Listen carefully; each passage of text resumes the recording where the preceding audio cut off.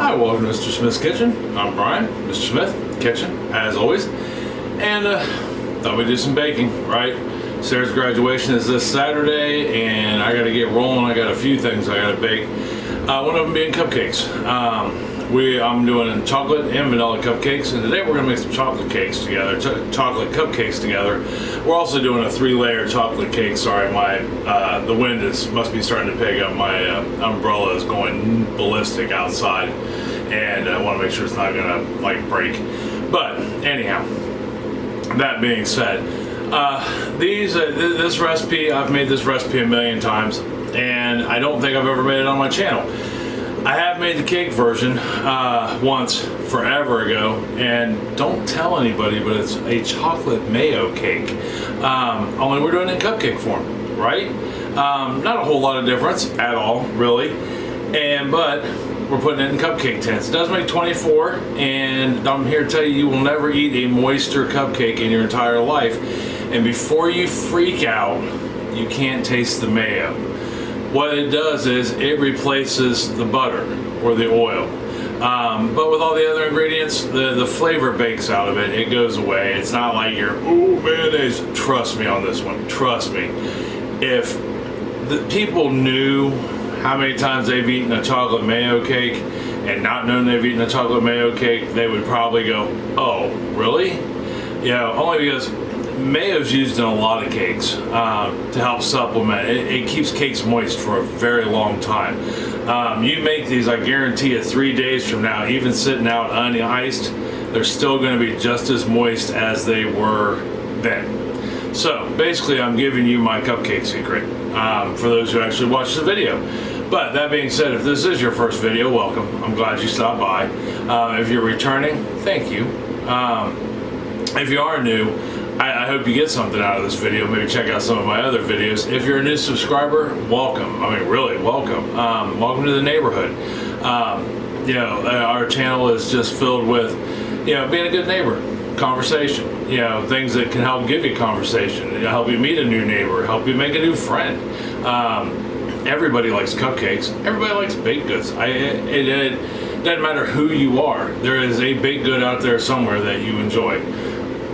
I don't know anybody that doesn't enjoy a baked good. But anyhow, that being said, don't forget to like, subscribe, and share. Notification bell right next to the subscription box, and that'll let you know when my videos come out. I will give you all your measurements for baking, almost all baking that I do. I'll give it to you in the cups, tablespoons, and teaspoons, but I also give it to you in grams. That way, everybody can play along. At least, almost everybody. There might be a third measurement out there I don't know about, but I don't think there is. So, that being said, let's get down to the counter here, and we'll start making some cupcakes. All right, hold on for me 1 second. All right, we are down here at the counter. So, I mean, this recipe is just, it's really simple. It's kind of old school. I mean, this recipe, I'm not sure how old it is, but I'm sure with it being made with the mayo instead of butter or oil, it was a necessity recipe. Something somebody had on hand that would work, and it worked. But that's awesome. So first thing we're going to do is we're going to put our dry ingredients together, all right? Really easy, 4 little ingredients, and we're going to start with 2 cups, 260 grams of flour, and to that, we're going to put in 2/3 of a cup, 65 grams of cocoa. Now, I'm using Dutch processed cocoa. You can use any unsweetened, bittersweet cocoa you would like, whatever suits your fancy. I don't know if I would use a milk chocolate powder. I don't even know if they make a milk chocolate powder, but yeah, you could. But with the sugar that we put in with the wet ingredients, it might make it too sweet. So, and I know Dutch process makes it balances it real nice. But anyhow, so we've got our 2 cups, 260 grams of flour, 2/3 cup, 65 grams of Dutch processed cocoa. And then in this little bowl here, I have 1 teaspoon, 4 grams of baking powder, 1 teaspoon, 4 grams of baking soda, 1/4 teaspoon, 1 gram of salt. So 4 grams baking powder, 4 grams baking soda, 1 gram salt. We're just going to throw that in there, like such. Then we're going to take our whisk and whisk it together.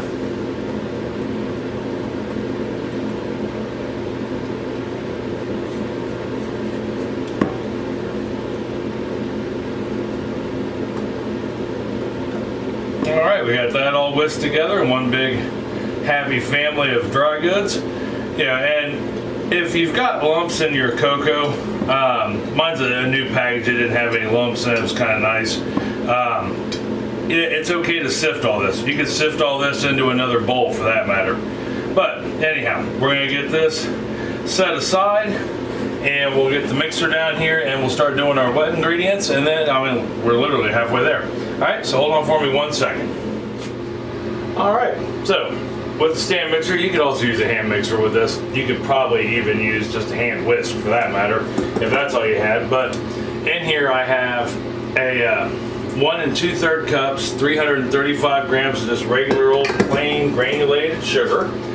And to this, I'm going to add 3 large eggs, which is 150 grams of eggs. And I have these at room temperature, right? Just like always with baking, you want your dairy at room temperature unless otherwise noted. We're going to put those in there, and then I've got 1.5 teaspoons, 6 grams of vanilla. And this mix does make 24 cupcakes if you measure them out equally, but it should make right around 20 to 24. But what we're going to do is we're going to mix this on high for about 2 or 3 minutes until everything becomes light and fluffy, light in color and fluffy, like a mashed potato. Okay, we got that rolling down, we've got that run, and we are light in color, we are fluffy, not quite like mashed potatoes, but what we're looking for is that color, and for it to double in size. I don't know if you can see that or not, but that is pretty much what we're looking for. This is not an incredibly dense batter to begin with, but you want to let this run for about 2 or 3 minutes, and then we're going to give it a good scrape.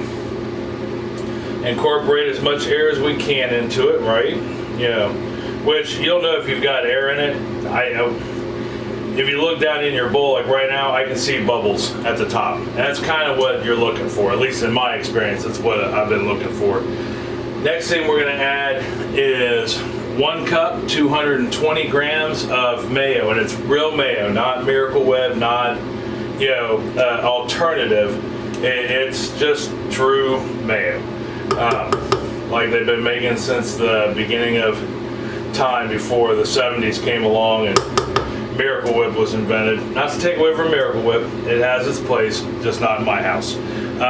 Not a fan, really. We grew up, my mom was putting that in everything. So we're going to let this run until it's combined. All right, we got her combined. So here comes where the fun part begins. So we're going to take our dry mix, right? And we're going to break it into 3 parts. So we're going to put 1/3 of it in, and in between I've got 1 1/3 cup of water, which is, I don't remember what it is in milliliters, 250, about 400 milliliters of water. I'll let you know down here the exact number. I'll even put it in the description because I always put milliliters in with the baking, or in grams. But we'll take our dry mix, we're going to put 1/3 of it in here, and we're going to run this until it's combined.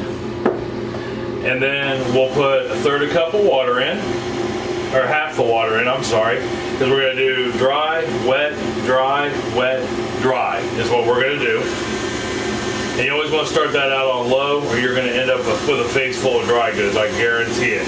Now, while I got it running, I'm not even going to turn it off to put my wet ingredients in. I'm just going to simply pour it in slow, and I'll do half the water down, just like that. And then once that's incorporated, we can put our next amount of dry in, and I'll just keep going, right? So like right now I can see it's good. So I'll go ahead and get my other 1/3 of the dry in. And then I'll do the wet and then the dry. All right, we got it all in there and combined. So the last thing we're going to do is give this one more scrape. You want to try to scrape down in between at least every other one, every other one. And that way you know you've got it all in there good. And everything's playing well with each other, so to speak. But that's it as far as making the batter goes. Now, You can turn your oven on at the beginning at 350 degrees. I did not. I am going to put it on now because I have found that as slow or however as I am at getting this into the cups, it takes about that long for the oven to warm up and cycle. So after I get this done, making sure it's all getting the sides scraped down, all that good stuff, because there's always some residual chocolate on the sides. I'll go ahead, move water out of the way, get the oven on 350 degrees, so that's rocking and rolling. Now let me get some room together here and we will start filling our cups, all right? Hold on for me 1 second. Okay, got everything squared away here. Now I have 2 cupcake tins and I've got my cups in them already, right? Now you have an option here. You can, I've seen some people use like a light spraying of vegetable oil. I don't do that. And I've never had a problem with it. But I also have my scale on. So I'm gonna take a 1/4 cup of my batter here. Now I'm gonna go ahead and put it in there and turn my scale back on because that wasn't nice. But it's gonna be 50 grams worth of batter, or about the equivalent of a 1/4 cup. Yeah, what is a 1/4 cup? Yeah, give or take, depending on how full your cup is. And that's pretty much all I'm gonna do. Is just keep going until I get all 24 of these done. And like I said, you want to get them even. You definitely don't want to go higher than 2/3 of a cup, or 2/3 full. Either way it goes, or your cupcakes will blow out. But I have found after several trials and errors that 47 to 50 grams gives you A, 24 cupcakes, B, it lets them rise just enough that you get pretty much the perfect cupcake. So let me go ahead and get the rest of these filled up and then we'll talk about how long to bake them for. Okay, so we got our cupcakes done. They are ready to rock and roll there. And so what do we got to do with them now? Well, we got our oven preheated, 350 degrees, right? Excuse my dishes. No, I didn't do dishes before I came back on camera. That's just silly. I just got them done. Now we gotta get them in the oven. Then I'll do the dishes, right? At least in my mind, that becomes the order that's necessary. So we'll go ahead. Let's just get these in the oven right now, right quick, and then that way we can talk about how long to bake them for. Or I can just tell you right now as we go. So we're gonna bake these for 20 to 22 minutes at 350 degrees, right? My oven goes about 20 minutes is what works for these cupcakes, but everybody's oven's different, right? Some bake hotter, some bake colder, so I'm gonna say 20 to 22. That way, you've got a firm idea. To know if they're done, just like any other cake, they'll be a little spongy on the top, although they're kind of small for being, putting your hand that close when it first come out. But toothpick through the center. I use the center too. So you've got 4, 4, and 4. I picked the 2 and the center 4. So the 2 in the center. And I checked those. If those are done, chances good, just like any other cake, everything bakes from the outside in. Those aren't a whole lot different. So if the 2 in the center are done, the ones on the outside are going to be done. But let's go ahead and get those baked. When I come back, we will take a look at them and I'll show you. All right? So hold on for me 1 second. All right, so timer's going off. Go ahead and get that turned off. But we'll leave the oven on just in case, right? Because, you never know if they're going to be done. Even though I've made these a few times now, you just never know. This might be the day that my oven goes off by 3 degrees. So, that being said, got them out of the oven. We're going to take our toothpick, put it in the center, clean. Toothpick in the center, clean. I don't know if you can see that or not, but she is clean. Do the same with the other one. And when you bake, you may know this already because you guys are really good bakers and you're smart. When you do 2 pans in the oven at the same time, make sure you give them an inch or 2 apart. So I put these about a 1/2 inch apart. Plus it's got this gap right here that allows air to circulate around. That way you still get an even bake. So I'm gonna go ahead and shut the oven off, and we're gonna let these cool right here. We're gonna let them cool for about 10 minutes. After that 10 minutes is up, I'm gonna flip them out and let them cool to room temperature. And then we can ice them. So when I come back, we'll make some icing, and we'll go ahead and get these iced and give them a try. All right, be right back. Okay, so we let our cupcakes cool. Yeah, I actually let them cool for a very long time, but it just hit me, we never really actually looked at the cupcakes, but there's one of them right there, and see how it's, yeah, and they're all that even. It's got a nice little dome on it, and if you were to touch the top of that, it's actually still moist. And we want that because that'll help the icing stick to it. But anyhow, so the next thing we need to do is make our icing. So for these cupcakes, I like the cream cheese icing. So cream cheese icing is really easy to make, and it's just very flexible. We can even make this into a chocolate cream cheese icing by adding just a little bit of cocoa to it, but we're not going to do that today. So what I have here is I've got 8 ounces of cream cheese, and I've got a 1/2 cup of butter. It's 114 grams of butter, and I don't remember what the grams are on the cream cheese, but it's 1 block, 8 ounces of cream cheese, 1 stick, 114 grams, 8 tablespoons of butter. And we're gonna put those in here, and we're gonna, now these aren't quite room temperature. They're what's considered softened, which means that we can put our finger into it, make a dent, but it's not so soft that we can push our finger all the way through it, if that makes any sense. I mean, there's some like technical temperatures for it. The cream cheese is 453 grams, 8 ounces, 1/2 pound, 453 grams. And all we gotta do now is we're just gonna cream these as soon as I plug it in. So we gotta get these creamed. We'll start by getting that. And it's gonna take, you know, depending on the coldness of your butter and your cream cheese, because we want it smooth. I'm gonna say a couple, 2-3 minutes. All right, we got that nice and creamed. And like I said, if you want your cream cheese can be a finicky creature if it's still really cold. It won't smooth out, but you want to get it as smooth as possible at this stage. Not that we're going to quit mixing, but we want to be able to you know, get a majority of the lumps and bumps broke out of it.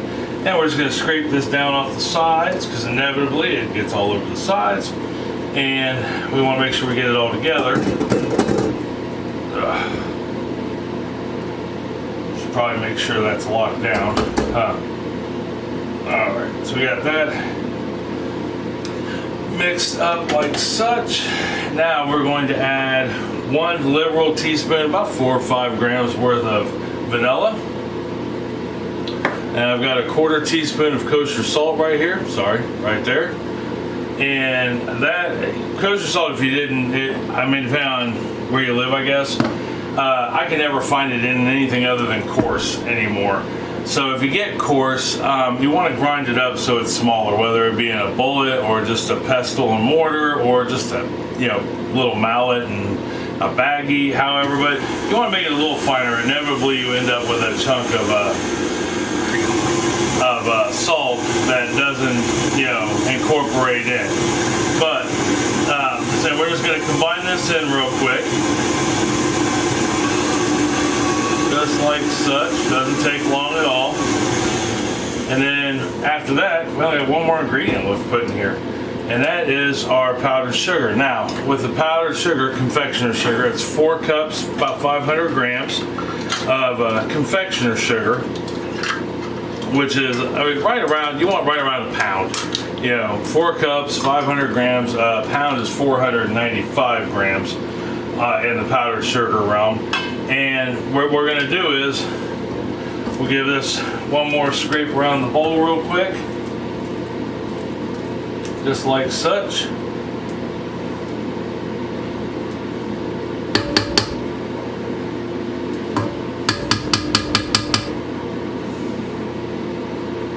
Ugh. There is that. And then we're going to turn this back on low, you know, or stir as the case may be on this. And we're going to add our powdered sugar in, our confectioner sugar in, 1 cup at a time. All right, that way we know it gets incorporated really well. But we were poured in on this low speed, you know, as low as you can possibly go, whether it be your hand mixer, stand mixer, you know, whatever. And once you get it in there, we can turn it up, right? So now we got it in there. So now we can turn it up. If you don't do it on low in the beginning, you end up with a face full of powdered sugar. And then once that gets incorporated and it's nice and creamy, we just keep putting in another cup until our 4 cups is gone, which always turns out to be 5 cups to put it in here. But and you want to scrape down between at least every other thing of powdered sugar. All right, so let me get this in there. When I get back, we'll take a look at it. All right, we got the last of our powdered sugar in there, and now when I turn up the speed, I put it on 6 to 7. I like to incorporate a little air into, especially the cream cheese icing. Now buttercream's a little tricky because if you put too much air in, you start to get pockets if you move it too fast. So there's a couple ways around that.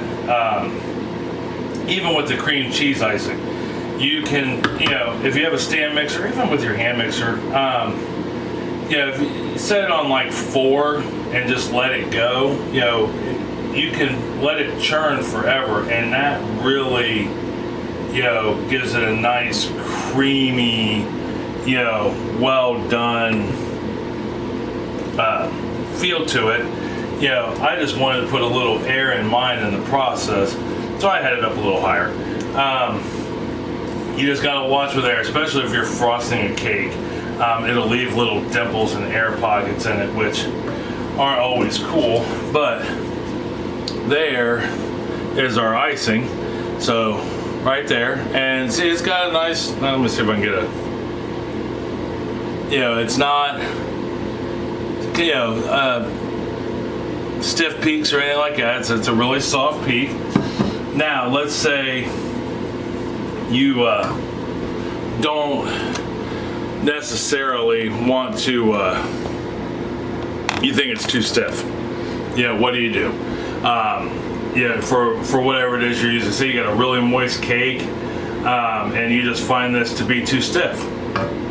Well, there's a couple things you could do to it. You could add some, just a little bit of heavy cream. I'm talking like a teaspoon's worth. A little bit goes a long way into that to loosen it up a little bit. You could back your powdered sugar off, in the beginning, so it's like, well, next time I know. But I have found this right here is really good for this density right here is really good for doing cupcakes with and icing a cake with. As long as now I would not try to make flowers with this. It's not dense enough for flowers, but it's dense enough to ice. It's easy. It's a good, easy icing. So let me get this straightened up, and when I come back, we will go ahead and frost some cupcakes. All right, be right back. All right, so got everything cleaned up. Went ahead and got my icing in a piping bag, and I've got a, it's not a star tip, flower tip. I can't remember what it's called, but it looks like a star tip, only curved. Put on there, which is pretty much what I use with all my cupcakes. Now, I mean, you can do different, depends on the design and what you're doing, but all I'm gonna do is I'm just gonna take that and I'm gonna run it a nice circle around the top. And how far out around you go is, completely up to you. I think it looks a little better when you have a little bit of the cupcake showing myself. So I just put it around near the center, and I leave about a quarter to 1/8 inch gap. It just really depends on how it goes. It's kind of the beauty of doing homemade. nothing's ever quite the same. You know, it's not like an assembly line where, you know, machines are doing this. So, yeah, there are, you know, it's not perfect every single time. That's all right. So this is all you got to do to get your icing on your cake or on your cupcakes. I'm gonna go ahead and finish up the 24, and then when I come back, we'll take a look at all 24 of them and try one. All right, be right back. Okay, well, there is 23 of the 24 cupcakes. There is the 24th one right there that we're about to eat. But I think they look absolutely amazing. Myself, definitely something to, you know, be proud of.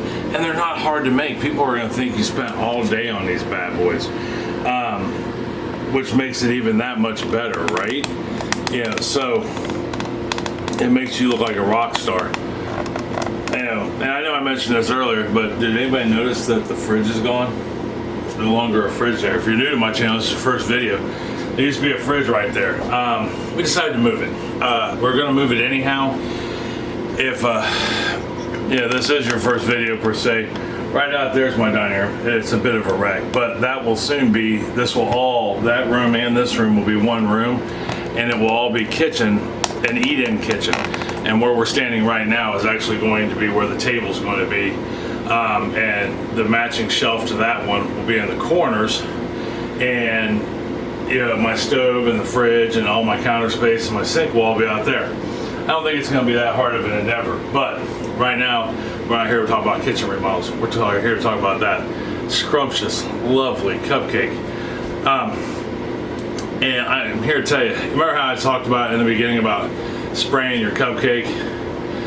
Sometimes, depending on your cupcake, you can lose chunks of it, but I'm here to tell you, we did not lose anything on that. Why? Because that is super moist. So it doesn't need to stick. I'm telling you, you won't go wrong with this cupcake.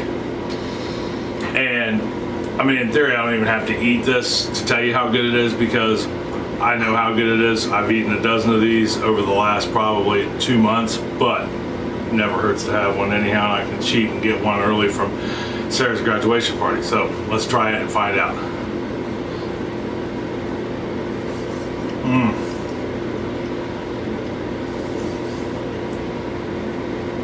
That icing is so smooth. I mean, just so smooth. That's one of our favorite icings. Chris isn't even a big fan of cream cheese or buttercream icings. She likes more of a whipped icing, but she even likes this cream cheese icing because it's that smooth. So these will need to be refrigerated because of the cream cheese on the top, but here's the beauty of it. That cupcake, even when it gets cold, will still stay moist.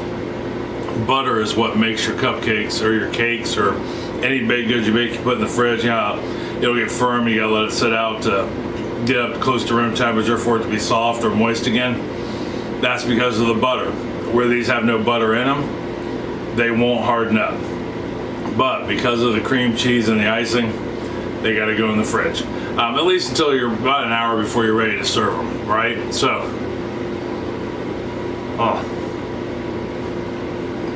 sorry, I had to get another bite in. That's an absolutely amazing cupcake. I feel like I'm making a complete pig of myself, but it's all right. So, give these a try. They're easy to make. It makes 2 dozen. You can refrigerate them. They're good for, you know, about a week, especially if you keep them in the fridge. I'm gonna say at least a week. Although I guarantee they won't last that long. You know, and if you do try them, let me know. Leave me a comment down below. Find us on Mr. Smith's Kitchen on Facebook. You know, lovely group. Free to join. You don't even have to answer any questions. You know, hopefully you're not a robot, but all the same. And either way, let me know. Next week, I don't know what we're gonna do for dinner. I don't know what we're gonna do for dessert. I never do. We kind of run it on the fly, but I guarantee it'll be fun. It'll taste good, you know, hopefully. And we'll get to spend a little time together. So, until next week, I love you. I love you very much. I mean that from the bottom of my heart. Tell somebody else you love them, that you love them very much. It's going to make them feel so good, and they may need to hear it. They may be having a rough day, and that will just change their entire day. You make some of these cupcakes and share them. Neighbor, friend, meet somebody new, say, here, have a cupcake. They're going to know that you care, and they're going to know you're good people. This cupcake screams good people. So, till next week, I love you. I'll talk to you later. All right? Bye.